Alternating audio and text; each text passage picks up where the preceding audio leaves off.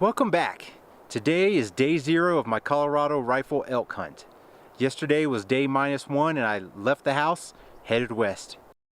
Drove through some snow drizzle in the high country, but once I got to my spot it was kind of mostly cloudy to partly cloudy. I got here so early because I wanted to reserve this camp spot for Brian and I. This is where we scouted and we had some good sign a month or 2 ago, so I wanted to get here early, reserve this spot, make sure it's ours.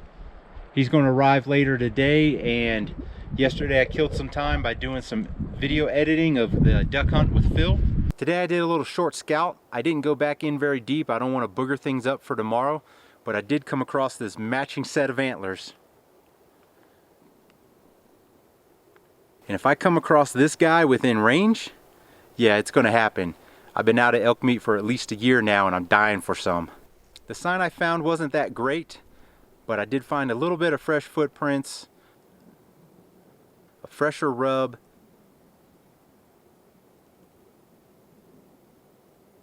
and a porcupine.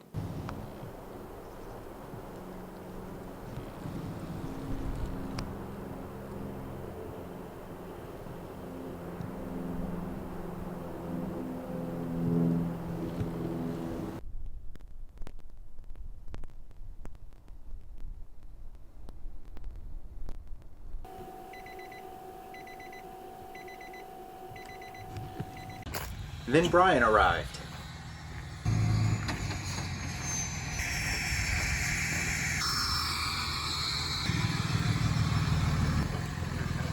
What's going on? You're looking pretty level. Hope everyone's okay.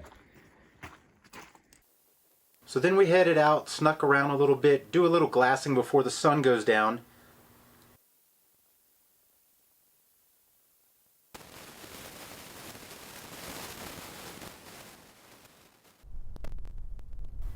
And kind of like my little scout trip, we didn't see anything.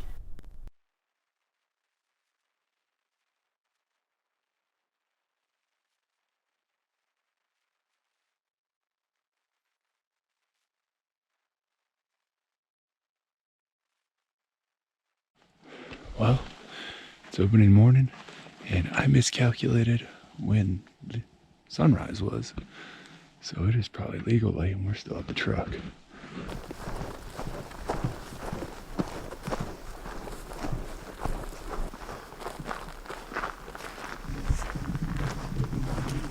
We covered a good bit of ground, glassed, looked, listened, and we just came up with absolutely nothing. Then we go to get up on some really high ground so we could get a really good look around. Even tried to do a little call.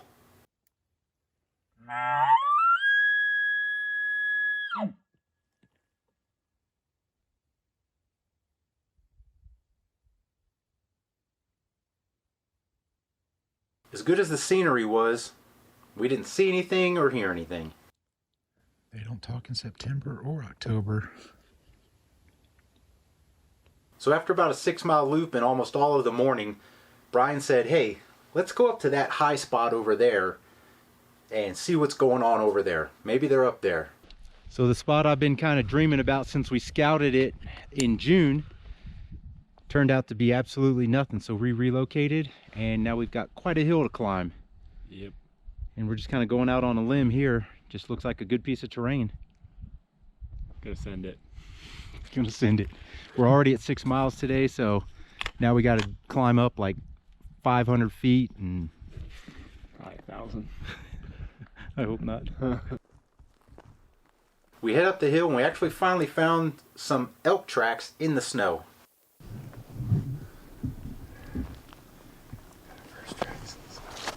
And then down just below us I caught some movement.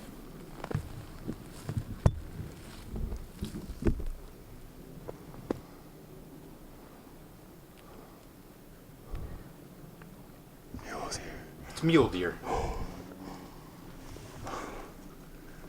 Gosh dang it. You can practice crosshairing it.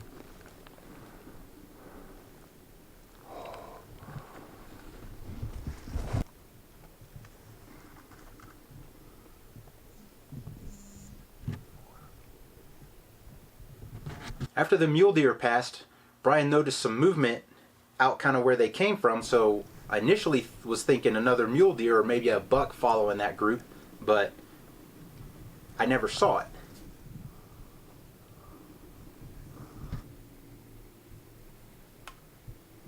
So I decided we'll back up a little bit, go up, and then go up the side of the hill, so if that something he saw decides to come out up on top, it's either going to stay on that little ridge between the woods and the opening that's up there, or continue down the opening and we might catch a glimpse of it and get a shot at it. So we're glassing over into those aspen and pine area down there, and all of a sudden one of the aspen falls over, big noise, and I see a bull step out. I slide over to this log, and Brian never saw it because he was in his binos, and you know, when you're looking through binos you only get to look through this much space because the opposite hill was only about 250 yards away. So that bull actually came out, and I thought he was going to come right up to us, and then he bedded down. So now I'm stuck behind this log waiting for him to stand up because I can't shoot him because he's behind some aspen limbs.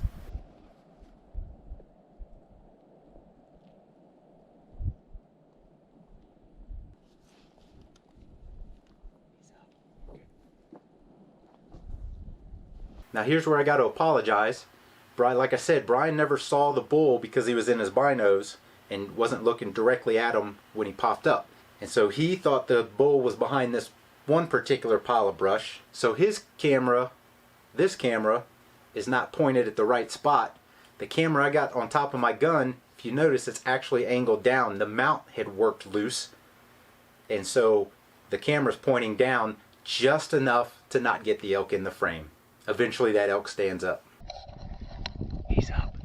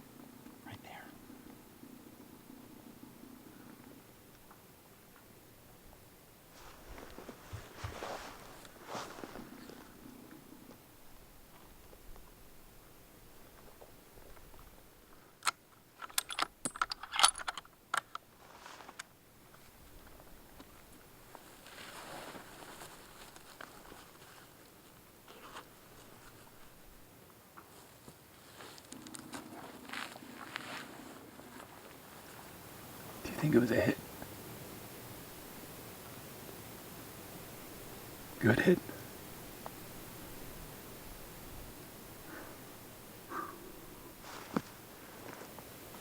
Sounds like he's right there. Doesn't it still? Yeah. Kind of sound like he got moved to the right. Can you still hear stuff? No. Well, let's give it 30 minutes before we go look for blood. It's gonna be a long 30 minutes. I think it is. I think it's gonna be a really long 30. Oh, if that happens. That happens so fast. I hope. Dude, that was off. You look very concentrated on the gun. He was quartering too. Away. I think he was like that, and I think I was maybe too far forward for a perfect shot. I don't know. It sounded like he stayed. He stayed in there. Up in there, and he's like where the aspen meet the pine. Yeah, just crashing around in there. He crashed around, and then I'm hoping that second volley was like his death kicking. Yeah. Dude, I f***ing wrecked. Oh man.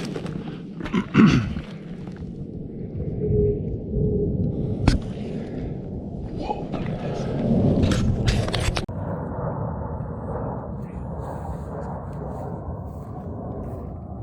Is there more? This is an excruciating wait. I'm dying here. I'm dying. God, this is painful. Yeah. It happens like that. I'm still feeling wrecked. That just happened quick, real quick. We're gonna start low and work our way up to see if we can find the bull. Found him, folks, right away, right there.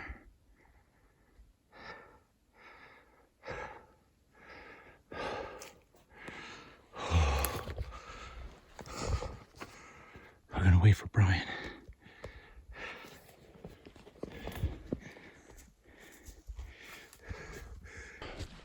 I'm getting wrecked again, man. Oh, You see him? yeah. He's a nice one.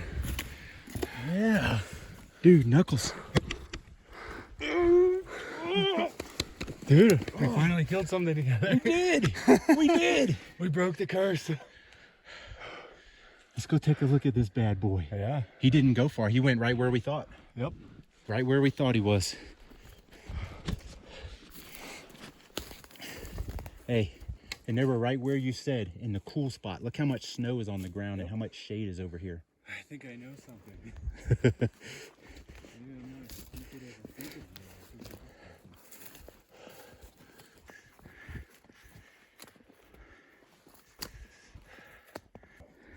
Well, Oh my goodness. how's it feel? Public land, Public land. you know? I don't know, man.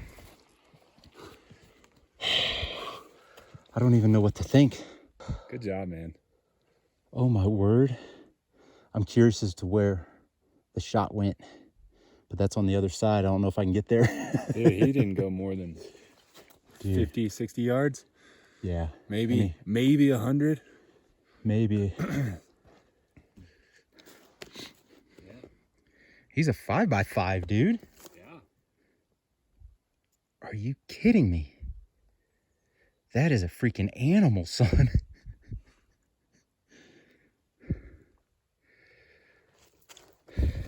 Right where we thought he was going to be. Oh my word, dude. Wow. Wow. That's awesome. 10/16, October 16.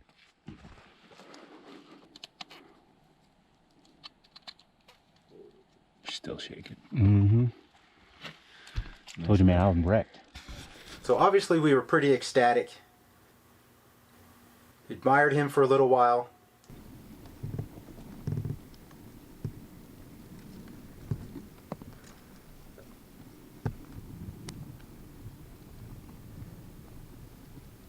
Took a few photos.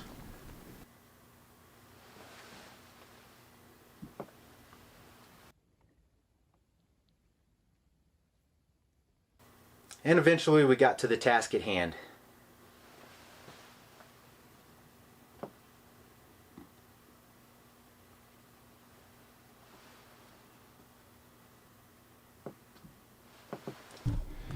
All right. Each of us are carrying the front shoulder each, a back strap each, tenderloin each, and various other flank steak neck chunk pieces. And these packs are heavy. That's a fact. Need to reinforce mine with some paracord. Well, the goal is to get 2 loads out tonight.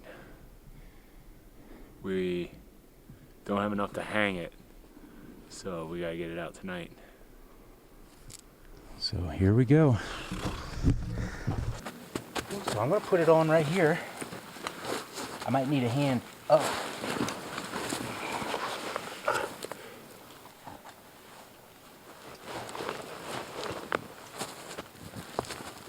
Nice. Oh. Alright, hold still. I'm gonna throw one of these rear quarters on. It's when we start moving. That's when it's gonna hurt. We worked on an elk. Yeah. This is where you earn it.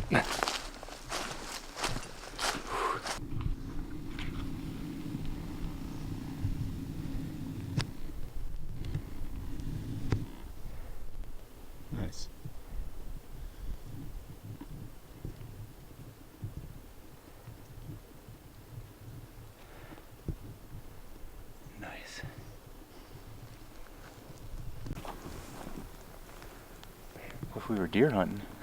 Yeah.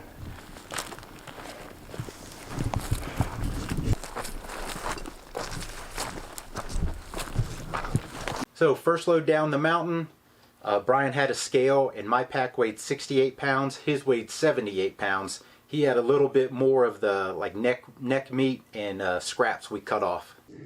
By the time we got up there for trip number 2, it was dark.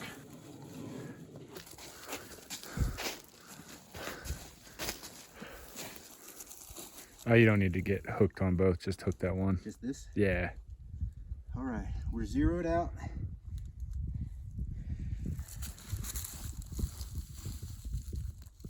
$74, $72. Well, you had a pair of heavy packs right there, son. Let me get some string, we'll do this head real quick. All right. All right, let's see what that head weighs. All right, we're zeroed out. Oh, 36 and a half. 36 and a half plus 66. Oh man, that's 90, 102. 102. Oh, That was man. brutal. That was rough. 102. Elk tacos in celebration of getting an elk. Got some green chili, some onion, tomato. It is delicious. Pretty good. The key is this salsa.